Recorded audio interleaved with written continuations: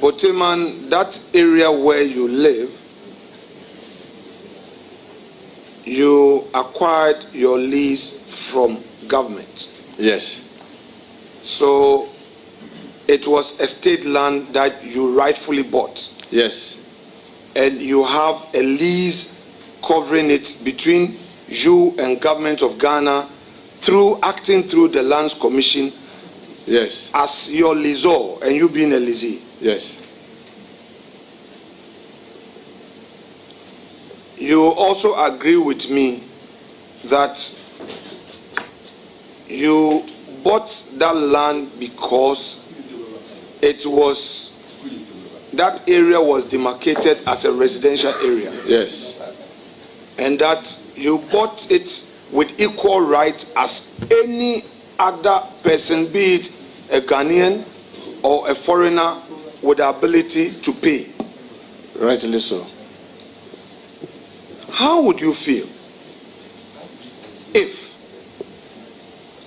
any Ghanaian suggests to you that by mere fact that that is a government land, you have taken advantage? Dramani Mahama eguswa oyi eye nkofo a ono mabodwuma na eye o my Ghana etimenya ntuma papa efra eti nkofo a obo mu din na o makoverting na ye veti wo mu na o mu kasa na o mu chirim ade anipa kroba obeye na wei ena ye buza ne se ofa na ensase ahodo a eye nkofo efra mu oral team enam na o mu sizie na o mu gege eye nkofo agapade ye bubi guni ade wate wase twen wate ene ese ene sanete dia baabi a wo wote botia no ho ne ade bi baabi a wote no ho aban asase ogitum wase twen ogitum ene wo mo se so ogitum dia ene obegye atum se enipa o monam o mo gige nkofo de efiri o munsam o kan le sen na ono te aban de so eno so o kan le sen ene na asem no ese woni eni gun asem ka kirewo yenkwa eni yenkwa vertin na se adekore course wo efa eyesa question na yebusa no eho. Boteman, that area where you live, you acquired your lease from government. Yes. So it was estate land that you rightfully bought. Yes. And you have a lease covering it between you and government of Ghana through acting through the Lands Commission. Yes. As your leaseor and you being a leasee. Yes. You also agree with me that you bought that land because that area was demarcated as a residential area. Yes. And that you bought it with equal right as any other person, be it a Ghanaian or a foreigner with the ability to pay. Rightly so. How would you feel if any Ghanaian suggests to you that by mere fact that that is a government land, you have taken advantage to acquire, that therefore you are corrupt? Well, Mr. Chair, what I will say is that I know the whole of East Legon was for the state. There are private people living there, people who had worked in government before, and others. Airport residential was all state land. People acquired them legitimately and they are living there.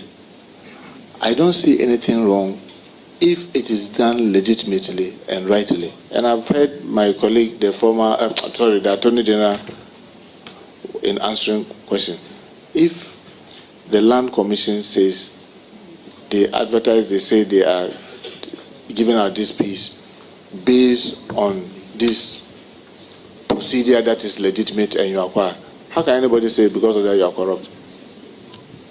But obviously, as you may know, Chair, people have their own perceptions about things. I remember in 2013, in 2009-10, when the late Obutubilante bought the residence that he was in, and then people said morally it was wrong because if you were a minister and you were given a home, how do you end up buying it?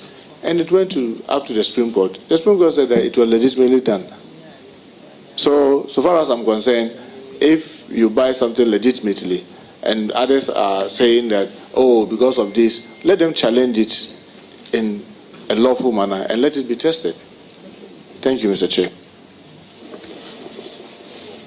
Muntaka nsɛm de to dwa enie na sɛ ano de yi pa now enkyeremu bi aba ntumi emso mu station wɔ no maso gya bi wɔ hɔ a ano de yi pa na me betwa to de amamo nsɛm a ɛyɛ Muntaka kan yi ɛne de oral team fo ne nam wɔ mu yi yɛbɛtumi akɔkye Muntaka nso so ɔno so te aban de so ana we yɛ question me sɛ na ɔmo busam na lidi akwakosi ɛyɛ de ɔmo ɛyɛ no so obetumi de wadwe nkyerɛ 2022 no kaye. Okay. Kwame me no mienu nyina kumase ne yetenaye. Asante ni akankasem yese tekrema mpro ana me bo ana. No but of ya hu se o kire mu circumstances a ma circumstances ben anything na wo kan sem a in communication no emre bia o so odwene hwe kan. Wasem a be kan ne no. Enfie du ewo ho. Woni William Shakespeare. The bad. Woni no. Year 15 or the saying 19th or the saying 15 for one na William Shakespeare mo buy. One Jeffrey Chaucer nom. And so still Aristotle money Plato nom any de keka ho yakofo ma yisua. Eye de omo kan ye ne atwere. Na wo be kakra na asem do yan say NMPP for na omo luso na afo omo adwenem. Jesus Christ. Kwame wo to ni say me ne Captain Smart yet say. Wo free kuma say eba ha. Adom FM, I was the first person at me call radio station. Meaning ye kodidi heavy do. Meaning call me fie. Kokomemle heavy do. Yes. Well ye mean ya preocupe. Odom miss me dono. But minya no nyini fanyansa nkasa se eye election time was so be abeto abama MPP wagimi. Also se kufo your role model. Kufo to abama MPP.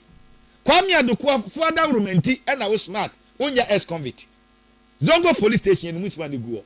Kwame adokufo otroba ma MPP udi yatem me frame ni akaten say that wo ye ne de o mpesa damfo beba enan wo koye we say de aba na ye kan say an e na come the wo nti o saki kanse munu se ba ye kura na Kwame o ka asem no e say odi asie no se be nye sa na mpekire ye ebra me kan ye no enye ne bisa brei mo mfa ncheme a se be Kwame enipa oyiro nsem an yebum Bible kura so aka kire yen e wo 1 John 1:9 say if you confess our sins onyame kura say is faithful and just to forgive us na nyi yen nipa na mo musa be trese now the MPP for him aye from e be ka dia me smart he doesn't want us to be friends again but enyo no na aye so wo busia na nkwada bone bi wom wo mu nyansa bi wom a o hwe papa no hwe wo mo ebia na mu twateche bi nkwada bone ne be ye 2016 me Hosnadoye, right?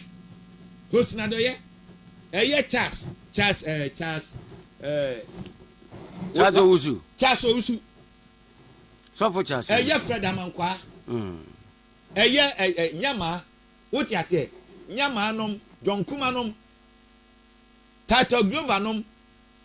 Na one na bet me. Captain Smart say want me to ye mu ba kokra.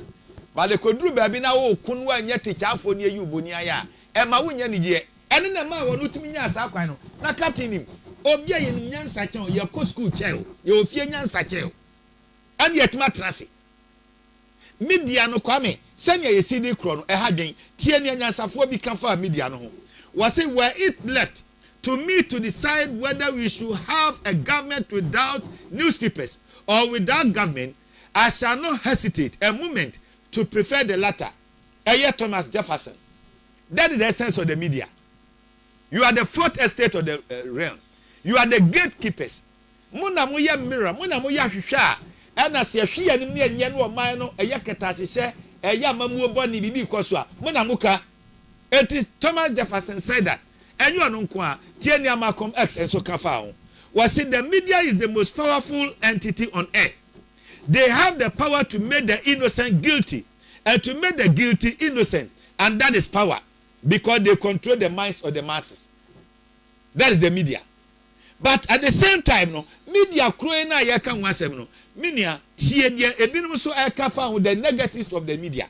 Was it a news writer is a man without virtue who lies at home for his own profit. Samuel Johnson ekai was mon santrafo yi wonim say nsam no nya no kro betwa ntro nam sika opadi entra enso kwa me amonya sa na wo ye mebu ana sa na eye despite media mo ye tienia eye me adomako ba fi me so me philosophical code bia me twerɛ for media ho. Press freedom is a vital responsibility that ought to be exercised lawfully and patriotically, but not to turn it into a Frankenstein monster. Yaman freedom of the press. And the binum to say Captain Smart mo. One de ye niema enye. Kwame ye okuma si ye tie binum o. Ye tie such the papa gronom. Me bwana. Maami afia kono dum ye tie wo mo. Eja brefanum ye tie wo mo. Kwame, eja brefanum ye tie wo mo. Say de sitie. GBC in those days utie wo mo pa no a. Minia eja premo nom. Wo hwe chese nipa panifo mebrebe a mo ba ye media. Eden na akwa nkrofo bi sensation ni nsewunu ni ntro misinformation and disinformation. Captain Smart after Palm Secondary School one co school bia but you are getting onto yourself certain powers. Come on. But back to the issue. The Mibisa ne say Obiaka asem 2020 and 2023. Yes. And what circumstances are a leading in Manaka say Anglo Gold Ashanti for now declare and Sasibi. You are what you say. Sansa see near Yesu Juma, but Yesu maybe you. Yem pebium. Then Obuasem Rantia says a moon pebium dia. Current one amu Yesu Juma, ya baswa ya encochi. Tienu benya problem. And to a Muslim pedia and ya bekoso. Then was it some powers that be at that time? Eye said that be. Omo ma obi akeke ne bekwa asase so omo abepe omo nkrofo akoso. E no no tie no se no. Ba akufo didi mi akromu nyede. Si ohun. E na nye ba akufo na abre wanti. I like you. Wa combining asofudie any century adwuma. Na sa woji Captain Smart didi abeje munsumodi. Oh, Dabio, can you trust him? Dabi wa fire out. Dabio, that's the sample that here. Dabi wa fire. Oh, come on, Manusia. Me can the side of the story. No, make not to be disasem. Yenye fruit masi no buy no. Saudi Captain Smart dia. And it's better you listen to the devil. But what fire? And you more bet me than the cat. What fire? Jamaican yeji diasemo. Say asem na ba. No wakan. And am did one. Say lynch the mu award the buy. Imagine not to be bisa say. They are all chiremu up. Media no plan expose no so no crampo no call straight and can have you know MPP fight here be dey nya asem da be ya wo betwa ene ansan no akoso de atozu mienu se wo fie nyansa ne ngoma sia nyansa ne adwuma no ho nyansa enke wo ka no enke bia nka be ya question na adan na sebe ebinum de mpaso mo kro na ebinum de wo mo nkro but say utmi arrogate onto yourself certain but monko ho me who captain ya wo kasa sa nam say abrantie pa chese Ghana fo nim abrantie ya da wo obra me ne wo te Kes FM kwa ma usu ansa no onyam wi na ya wo say na ye odi say general manager ho ya tuwa na police for the two aba ho what for ya dey personal kakra ya personal because ya personal kakra for ya ho na dey e ho ne dey wadawro wo nim dey odi ayan krofo me kwajo dixon mu nyina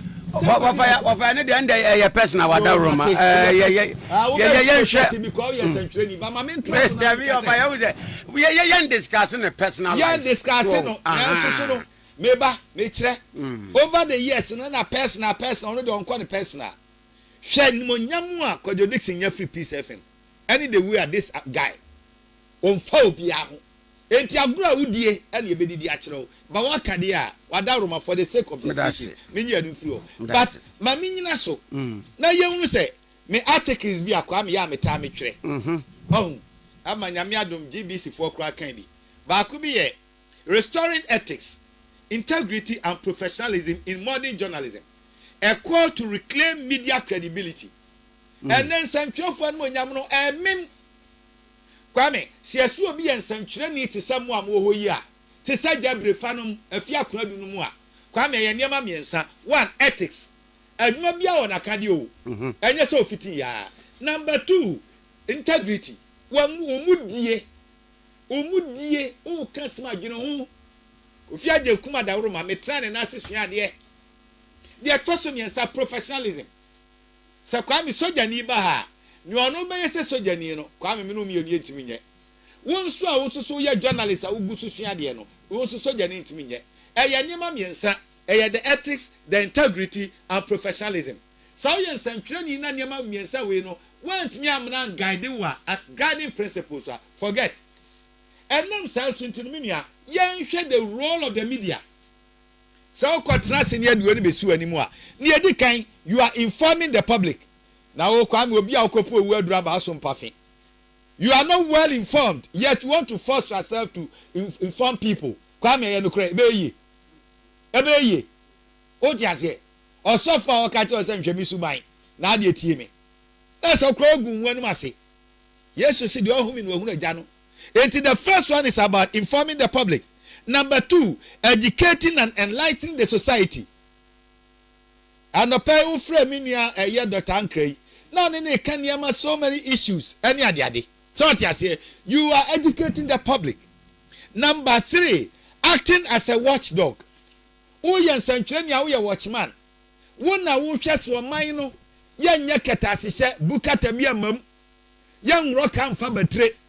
The atosunai, justice and equality. Yen sisi obi dia tosunim ekwa be na ofa so a wonam entertainment so ebe promote culture wadidiem wonyom tuo watade hyem wamamrem wo ton dia ma wiase bakwa me utumi nya santwem da kwatra o mangana mudidi akufo-addo ne MPP ba ye mu bin ye ntra so mo mfa ni jomama esense sebe samu sega na wi a you are giving a negative brand na kwa me sega na say de bi no mu kanu a obetuma be investment and in so we nsantwani na wo kasa wasam na wo kano we are living in a global village binu ye say are you scaring the investors or you are bringing them on board kwame enam sa niema we say susunti no hwe yes look at the causes of the decay of today's media ne di kan commercialization of news or pen-time breaking news na kwame amodi abeto without searching for the source. Yellow journalism. No, they are better cancer. Obi subetie. They are tosumienu political interference and biases. MPP bewuram, NDC bewuram, MPP abie ni radio, NDC abie ni radio. Enti nipa no kwa hoye adwuma no kwa no minia, wanya independent. Unlike despite media, ahano de sabe obi abowuram. Eno so di ewu. Social media and misinformation. So traditional media kwame one of the importance of traditional media had the news no ya be dete ya kase ene ma mebo a yeah but social media there opagya ya no de akotum no obi aka bi emwa de tosumienu the weak regulatory frameworks ene DJ and about the National Media Commission any private ifoi how strong are they na mo president na mo yi no kra de ya na me di no ho yawo wo watimi aba enya obi ti se Kofi Yaboa one of the seasoned journalists GBC trained the your secretary wontimi no mo nya consultation na obi ti se Yaboadu ayebuafo kwame yenyini be Yaboadu na wotimi se DJ president itimi ko attack ni so ye koro na ye na koto national media asem kai ni from me mood bi o da wo de wo ya ni say wo protect media no but enima ye ethics there you are not organizing na wo di atem enti legal framework eni niam ahodo e ko so me nua enya de ye adwuma o ti ase corruption and bribery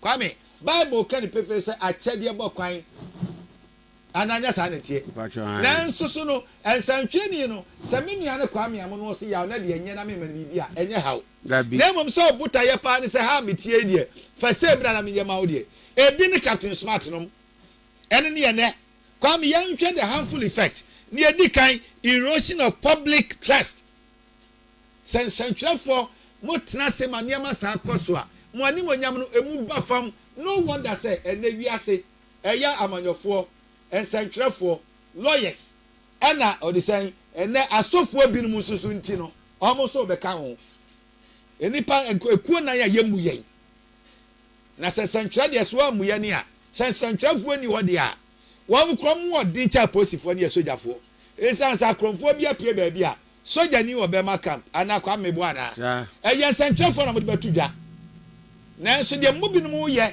wɔn mo mpere mpa de sua wɔde n'adwene no wrong so ɔte aseɛ ɛna wɔkasa tabula reza onsua bibia wom kwame deɛ ɛtɔ so mmienu misinformation and fear mongering nsantwerɛfoɔ no ɛnsi wɔn bɛka ne wɔn de bɛto nipa soɔ no ɛmmoa nipa no ɛmyɛ nkɔyɛ nim political instability 2024 election yɛ kɔ yɛ sɛnyɛ ba omia ne mpanifo adi MPP anim sɛdeɛ na media binom instigate wɔn incite ɛna yɛn nkurɔfoɔ bi so kɔɔ yɛ a ebi ankane ani saa asomdue no ɛne ntina meka sɛ ba omia any day he should be celebrated